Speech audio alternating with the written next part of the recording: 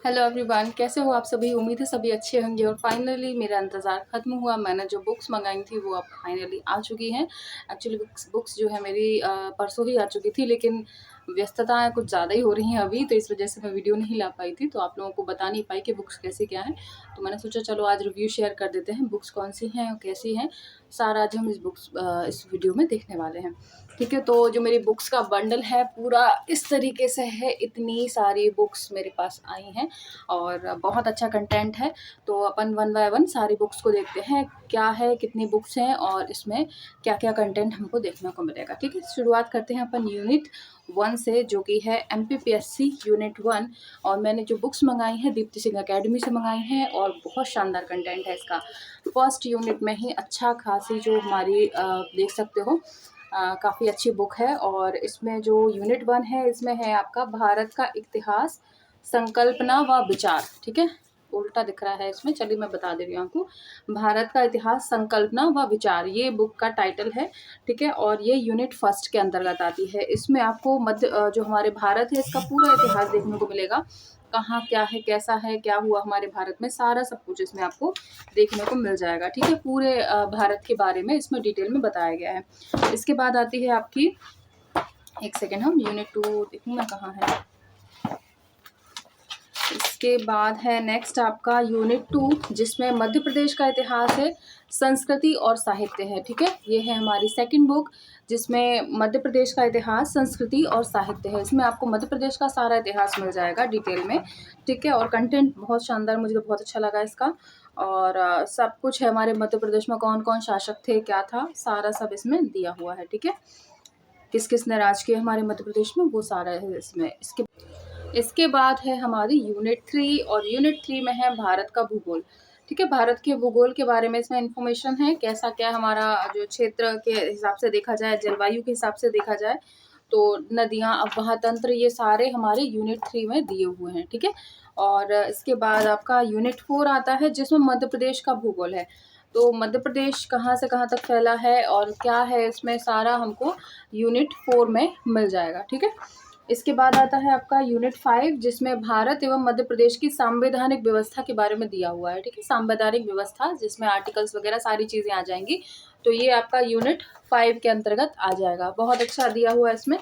और ठीक है, इसमें अपना सारा सब कवर हो जाने वाला है। इसके बाद है अपना यूनिट 6 देखेंगे, और इसमें है भारत और मध्य प्रदेश की अर्थव्यवस्था। क्या, भारत और मध्य प्रदेश की अर्थव्यवस्था यूनिट 6 के अंतर्गत है, और इसमें भी पर्याप्त दिया हुआ है। ठीक है, और ठीक है, इसके बाद ये हो गया हमारा यूनिट 6। और यूनिट 7 में फिर है आपका विज्ञान, पर्यावरण, स्वास्थ्य और आपदा तंत्र। ठीक है, विज्ञान, पर्यावरण, स्वास्थ्य और आपदा तंत्र।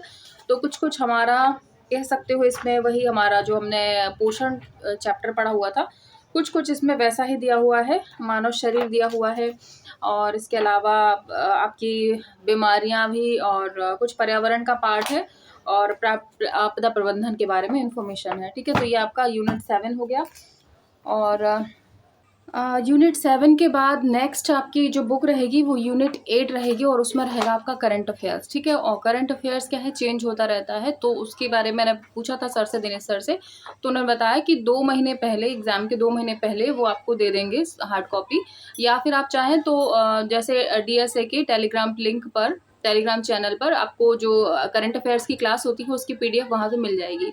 और आप चाहें तो क्लास भी ले सकते हैं, डेली करंट अफेयर्स की क्लास होती है, तो उसको भी देखें और उसकी PDF से पढ़ते हैं ना, तो वो आपका यूनिट वैसे ही कवर हो जाएगा।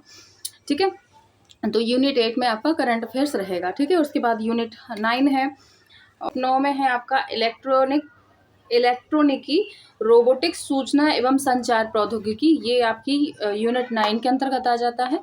और लास्ट है आपका यूनिट 10, जिसमें मध्य प्रदेश की जनजातियां, विरासत, लोक संस्कृति और साहित्य है। ये आपकी लास्ट 10 यूनिट की है। तो टोटल आपकी 10 यूनिट्स और 10 बुक्स आएंगी इसके अंतर्गत। और कंटेंट मुझे सफिशिएंट लगा, अच्छा है, देख सकते हो आप लोग, ट्राई कर लेना। जैसे कि आप लोग बोल रहे थे कि एक ही सेम बुक अपन रख लेंगे तो पढ़ने में इजी रहेगा, तो देख लीजिए, अगर आपको लेना ही है बुक तो यही ले लो, ताकि अपन साथ में पढ़ें तो ही हो। इसके अलावा एक और बात बताना चाहूँगी कि जैसे अगर आप लोग ये बुक लेते हैं तो मैंने अपना कोड एक जनरेट करवा लिया है, तो अगर आप उस कोड को अप्लाई करते हैं जैसे ऑनलाइन परचेस करते हैं DSA के वहाँ से एप्लीकेशन से, अगर ऑनलाइन अप्लाई करते हैं न्यू बुक्स के लिए, तो आप ये मेरा डिस्क्रिप्शन में मैं अपना कोड दे दूँगी। अगर आप वो अप्लाई करते हैं तो आपको 20% का वहाँ से डिस्काउंट मिल जाएगा, ठीक है। तो आपको यहाँ से भी बेनिफिट मिल जाएगा।